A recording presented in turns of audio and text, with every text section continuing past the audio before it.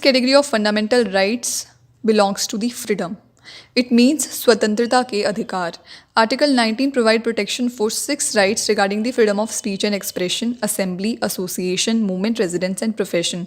It means कि किसी भी पर्सन को जो है राइट है फ्रीली स्पीक करने का, फ्रीली एक्सप्रेस करने का अपने व्यूज़ को. Everybody has the right to propagate one's views as well as the views of the others. Everybody has the freedom of press. Everybody has the freedom of silence. Everybody has the freedom of commercial advertisement. लेकिन अगर state government चाहे तो कुछ reasonable restrictions लगा सकती है देश की सॉवरनिटी, इट मीन्स देश की संप्रभुता को बचाने के लिए. नेक्स्ट है freedom of assembly. It means कोई भी जो ग्रुप ऑफ पीपल हैं वो इकट्ठा हो सकते हैं किसी जगह पे मीटिंग के लिए, इकट्ठा हो सकते हैं अपना डिमॉन्स्ट्रेशन करने के लिए, पिकेटिंग करने के लिए वो इकट्ठा हो सकते हैं, लेकिन स्ट्राइक करने का उन्हें कोई राइट नहीं है.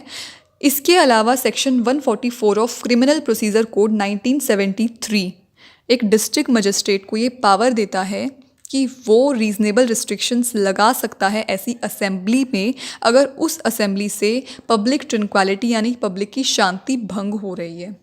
इसके अलावा सेक्शन 141 है हमारे इंडियन पेनल कोड का, हमारी भारतीय दंड संहिता का, जो कि कहता है कि अगर 5 या 5 से ज़्यादा पर्सन असेंबल होते हैं और वो असेंबली हो रही है किसी भी लॉ को रजिस्ट करने के लिए या फिर किसी से उसकी प्रॉपर्टी को फोर्सफुली छीनने के लिए या कोई भी क्रिमिनल एक्टिविटी करने के लिए या फिर किसी भी तरीके से गवर्नमेंट के ऑफिशियल्स को डराने धमकाने के लिए, तो ऐसी असेंबली जो है वो अनवैलिड, अनलॉफुल मानी जाएगी और इसके लिए सख्त से सख्त कार्रवाई की जा सकती है जो पर्सन इसमें इन्वॉल्व पाए गए. नेक्स्ट है freedom of association. It means कोई भी पर्सन जो है वो अपनी पॉलिटिकल पार्टी फॉर्म कर सकता है, अपनी फर्म फॉर्म कर सकता है, अपनी ऑर्गेनाइजेशन सेटअप कर सकता है. ऐसा हर एक पर्सन को राइट है, लेकिन इस पॉलिटिकल पार्टी के लिए या कंपनी के लिए या ऑर्गेनाइजेशन के लिए रिकग्निशन लेना उसका कोई राइट नहीं है. इट मीन्स कि रिकग्निशन डिपेंड करती है किसी भी पॉलिटिकल पार्टी की एक्टिविटीज़ पे, उसकी परफॉर्मेंस पे. तो ऐसे ही हम गवर्नमेंट से रिकग्निशन नहीं मांग सकते हैं. ये राइट अवेलेबल नहीं है in the part 3 of the freedom of association. Next है freedom of movement. It means कोई भी पर्सन फ्रीली मूव कर सकता है विद इन द कंट्री बिना किसी परमिशन के, बिना किसी की रोक के. और लेकिन इसके अंदर सुप्रीम कोर्ट ने भी कुछ प्रोविजंस रखे हैं, कुछ time to time supreme court की जजमेंट आई हैं जिसके अंदर ये कहा गया कि जो प्रॉस्टिट्यूट्स होती हैं वो ऐसे ही कहीं भी नहीं घूम सकती हैं क्योंकि पब्लिक की हेल्थ का ध्यान भी रखना पड़ता है. नेक्स्ट इसी के अंदर है एक जजमेंट बॉम्बे हाई कोर्ट की जिसके अंदर ये कहा गया था कि कोई भी एड्स से ग्रसित पर्सन ऐसे ही नहीं घूम सकता क्योंकि पब्लिक हेल्थ का ध्यान इसमें भी रखना पड़ता है. नेक्स्ट है फ्रीडम ऑफ रेजिडेंस. कोई भी person freely with in the spheres of the country कहीं भी रह सकता है, कहीं का भी डोमिसाइल ऑब्टेन कर सकता है, लेकिन जो शेड्यूल्ड ट्राइब्स हैं उनसे रिलेटेड कोई भी प्रोविजंस बनाए जा सकते हैं स्टेट गवर्नमेंट के द्वारा उनके इंटरेस्ट को प्रोटेक्ट करने के लिए, क्योंकि उनका एक डिस्टिंक्टिव कल्चर होता है, उनके कस्टम्स होते हैं, इनका भी ध्यान रखना पड़ता है. तो ऐसे किसी एरियाज़ में जो है स्टेट गवर्नमेंट रोक सकती है नॉर्मल पीपल्स की एंट्री को और वहाँ उनकी रेजिडेंटशिप को. नेक्स्ट है फ्रीडम ऑफ प्रोफेशन. फ्रीली हम किसी भी प्रोफेशन को अडॉप्ट कर सकते हैं, लेकिन वो प्रोफेशन लॉफुल होना चाहिए और अगर गवर्नमेंट की उसमें मोनोपोली है तो फिर हम गवर्नमेंट के खिलाफ कोई एक्शन नहीं ले सकते हैं. गवर्नमेंट को पूरा राइट है मोनोपोली का.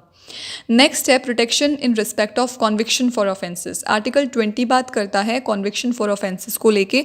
इट मीन्स कि अगर किसी पर्सन को दोषी ठहराया गया है तो उस पर्सन को भी कुछ राइट्स होते हैं, लाइक वो पर्सन जो है उसको सेम अपराध के लिए बार बार सज़ा नहीं दी जा सकती है, उसको जो है कंपेल नहीं किया जा सकता to be a witness against himself. और भी बहुत सारे राइट्स अवेलेबल होते हैं जिन पर्सन को अगर कॉन्विक्शन हुई है तो उन पर्सन्स को बहुत सारे राइट्स अवेलेबल होते हैं. नेक्स्ट हमारा जो है वो है हमारा article 21 right to life and personal liberty.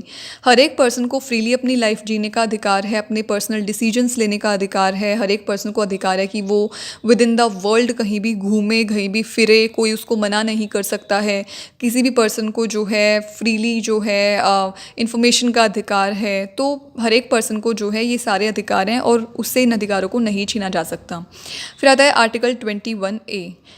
ये आर्टिकल बात करता है एलिमेंट्री एजुकेशन के बारे में. हमारे संविधान के अंदर 86 कॉन्स्टिट्यूशनल अमेंडमेंट 2002 एक्ट आया था, जिसके ज़रिए इस प्रोविज़न को ऐड किया गया था, इस आर्टिकल को ऐड किया गया था। इसके तहत 14 साल तक के बच्चे को एलिमेंट्री एजुकेशन का राइट है, फ्री एजुकेशन का राइट है, और इसके लिए गवर्नमेंट प्रॉपर असिस्टेंस भी प्रोवाइड कराती है। और ये माँ बाप की ड्यूटी भी बनाई गई है कि 14 ईयर्स की एज तक बच्चे को कम से कम एलिमेंट्री एजुकेशन तो मिले ही मिले। इसके अलावा आर्टिकल 22 बात करता है protection against arrest and detention under certain cases. It means कि अगर किसी पर्सन को अरेस्ट कर भी लिया गया है तो उस पर्सन को प्रॉपरली उन ग्राउंड्स को बताना पड़ेगा जिनके बेसिस पे उस पर्सन को अरेस्ट किया गया है। उस पर्सन को प्रॉपर राइट है कि वो एक लीगल प्रैक्टिशनर की हेल्प ले सकता है। उस पर्सन को जो है 24 घंटे के अंदर अंदर मजिस्ट्रेट के सामने पेश करना पड़ेगा, और अगर मजिस्ट्रेट फर्दर डिटेंशन के ऑर्डर नहीं देता तो उस पर्सन को बाइज्जत रिहा भी करना पड़ेगा। तो this is all about the category of right to freedom.